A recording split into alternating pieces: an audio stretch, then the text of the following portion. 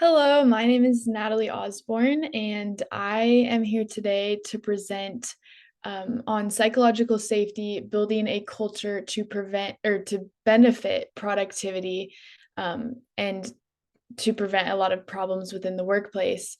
And I'm presenting on behalf of Ellis Advantage and some research that I did with Sheila Walsh.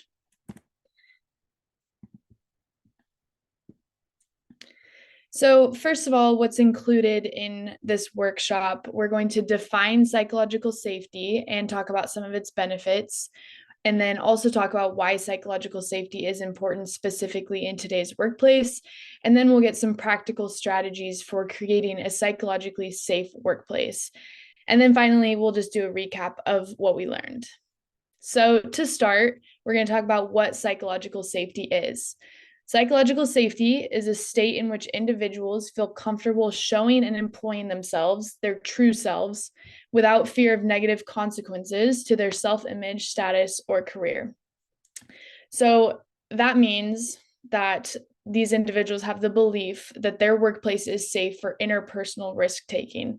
So those are risks that they're taking as an individual, which can include raising problems maybe with their supervisor, with other coworkers, disagreeing, feeling comfortable bringing up their opinions, asking questions, and admitting mistakes. So basically, it's just having the feeling of safety that they can be themselves in the workplace and give opinions without the fear of losing their job, repercussions, consequences, all of those things. So, there are lots of different benefits of psychological safety, but some include knowledge sharing between coworkers, with supervisors, creative problem solving capacity. So, feeling like you can work well with others to solve problems, team learning, because we learn best when people make mistakes and we talk about it instead of just focusing on the bad. And then also just having many different perspectives is really positive for learning. Team effectiveness, because obviously with learning, also your team is going to be more effective if you have more people contributing and feeling safe to contribute. And then finally, organizational performance. So the reason why this webinar is talking about a culture for better productivity is because we're not only talking about building a positive culture so that individuals feel safe, but it's also going to benefit the entire organization. So that's why it's important in the workplace specifically. So, a little bit more on why this is important in this context. The current work environment is very dynamic and hyper competitive, and employees are consistently being asked and expected to have a more active role. And employers are asking for more results without considering the productivity needs of their employees. So, what we need to do is identify factors that are going to foster willingness by employees to take those interpersonal risks and invest their energies into work. So, learning, organizational change, employee engagement, all these positive things within the workplace are highly facilitated by that cognitive state of psychological safety. So it's important to think about psychological safety from an individual standpoint, which we'll talk a little bit about that in a minute, but it's also important to understand that the entire organization is impacted by the psychological safety of the employees. So now just to go a little bit more into the individual versus the team aspect, most of the early research on psychological safety concludes that this is a shared belief by members of a team, which is valuable to look at the entire team as a whole. However, that leads to asking, does the team exhibit high or low levels of psychological safety? Is the team doing well in this area? However, individuals can also have divergent views of psychological safety within their team, and there's many reasons why that would be the case. But maybe they have had different workplace interactions or experiences with their team leader that makes them not feel comfortable in certain situations. Maybe they have some kind of issue with coworkers where they feel like they can't bring their ideas to the table without criticism and having a lack of support there. So that could mean that that individual will have a different level of psychological safety within that team, just based on those different interactions. Also, early on, when someone hasn't been in the workplace for that long, they may not have interacted enough to cultivate a shared experience and perspective as their coworkers. So we cannot assume that the entire group feels the same. So it's important to find a balance between focusing on the individuals and understanding that everyone's experience is different, and then also seeing how that can affect the entire team. So now we're going to go through some strategies that will help build a psychologically safe work environment. So number one, we have to lead with empathy, not ego. So we need to be genuine with employees, because that will foster a supportive environment where employees feel comfortable confiding in their leaders. If they feel like their supervisor or leader is being fake with them or not, supportive, they're not going to confide in them.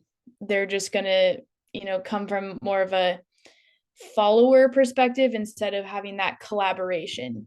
So it's also important to consider the group's lived experiences instead of just assuming that your experience is the same. That's where the empathy piece comes. You can't have too big of an ego and think that your experiences are everyone's experience and that you know how other people feel. You have to just assume that everyone is different and try to work with them to figure out what those differences are and how you can be supportive.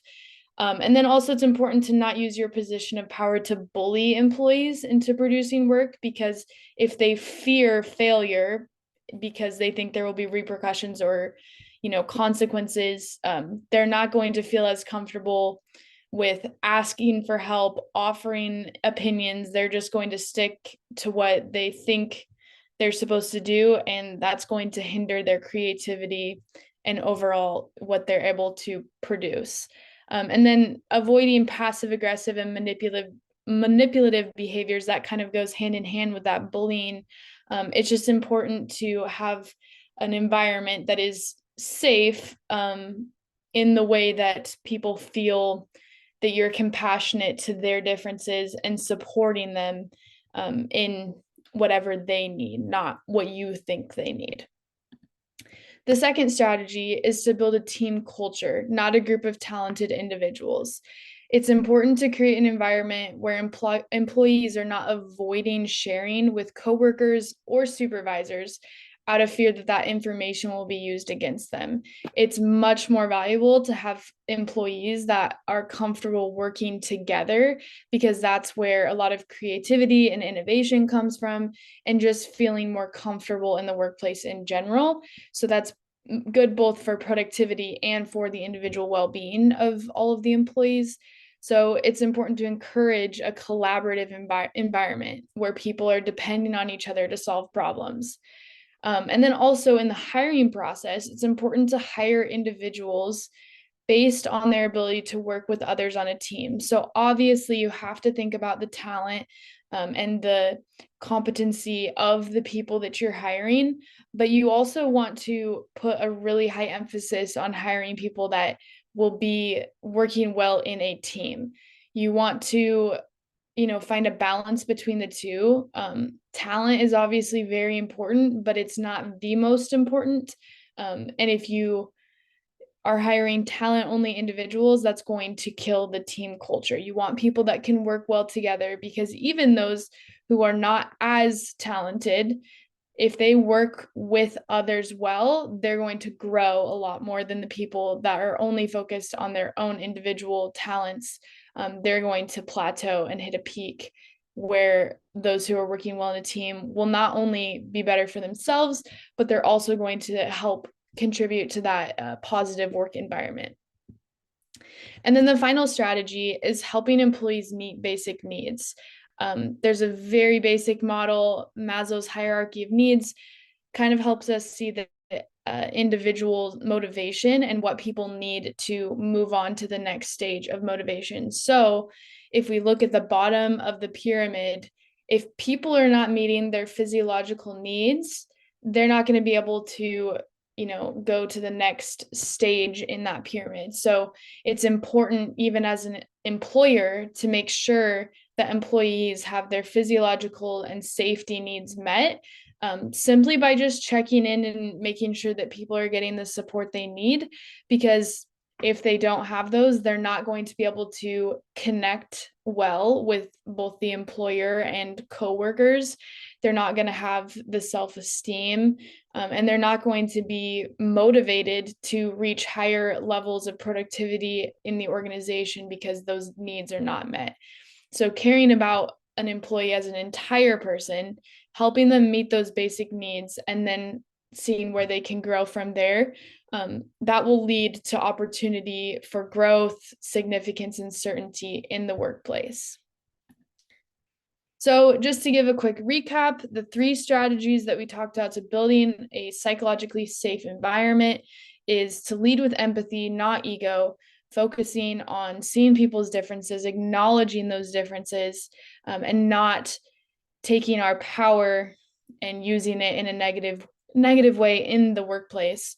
And then strategy 2, building a team culture, not a group of talented individuals, both in the hiring process and when encouraging people to collaborate, and just making sure that there's a nice balance of the two. And then the third strategy is to help employees meet basic needs, just checking in to make sure that those basic needs are met so that employees can progress, and work towards more things and be motivated to do work more efficiently. All right, are there any questions?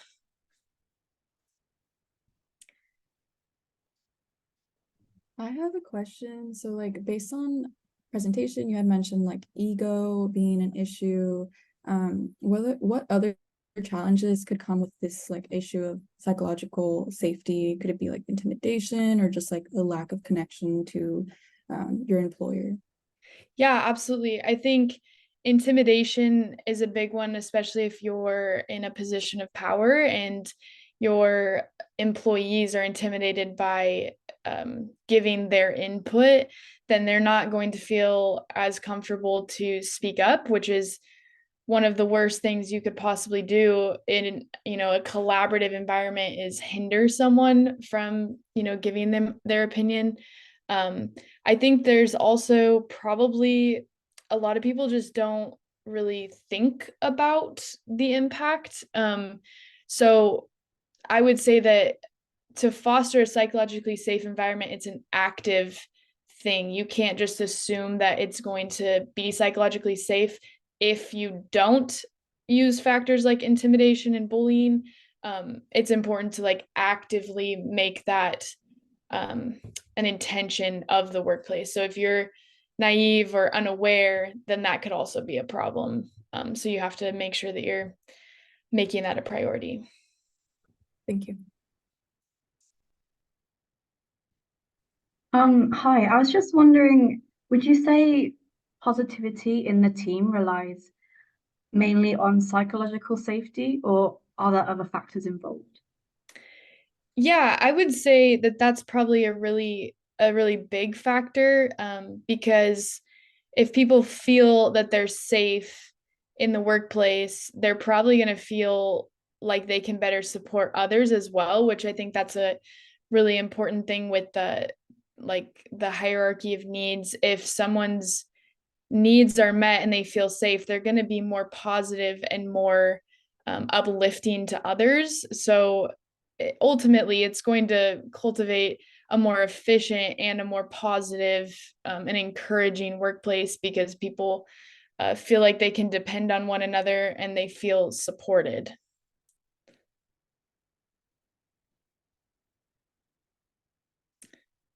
If there are no more questions, that is the end. And I have some references here. I hope you learned something about psychological safety, and just to be more aware of how it could impact you and your workplace.